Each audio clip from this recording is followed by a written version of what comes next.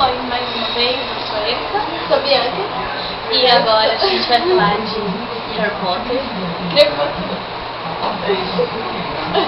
Ó, bom, todo mundo sabe que Crepúsculo é o melhor. Não é. Assim. Harry Potter é melhor. Claro que não. Claro que é. Não. Por quê? Não. Quer discutir comigo? Quero. Minha filha, Harry Potter é a lenda. Faz 9 anos que Harry Potter existe e essa menina ainda está empacada no Crepúsculo. Porque são 4 livrinhos de merda que você gosta, sai dela. E são 7 livros de pura magia. Magia. Fora esses, sabe qual? De Bolonha. Não. Bolonha. Muito gayzíssimo. Porque ela é uma Olha isso perfeição. aqui. Não é a perfeição, é a Vontade de perfeição. gritar. Não, faz, agora eu vou fazer. Faz. Não, vamos rasgar isso aqui, né? Ah, é. Rasga esses 4 do. Olha isso, cara de bêbado. Olha a perfeição. Posso tacar fogo na sua frente? Não. Ela arrancou pra tacar fogo na minha frente. A música Sexy Beat do Akon foi inspirada nela. What? Nossa. Noiado.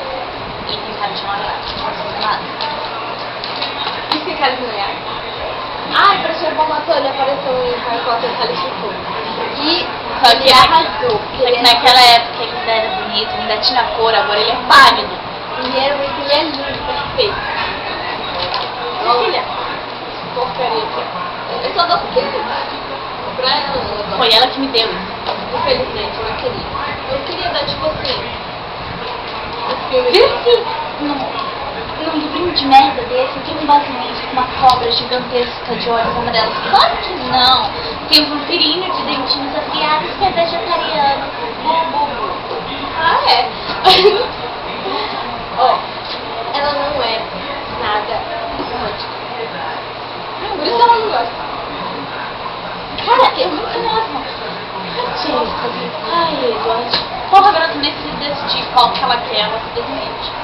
Pelo menos o Harry não. O Harry ficou com a show, mas vai terminar com a Gina, vai casar com a Gina. E o Ron sempre gostou da Hermione e sempre vai ficar juntos.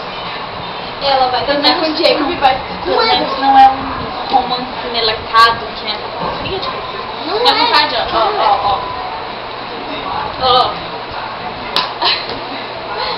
Vamos ter uma discussão aqui, porque, mas isso aqui, ó, não importa.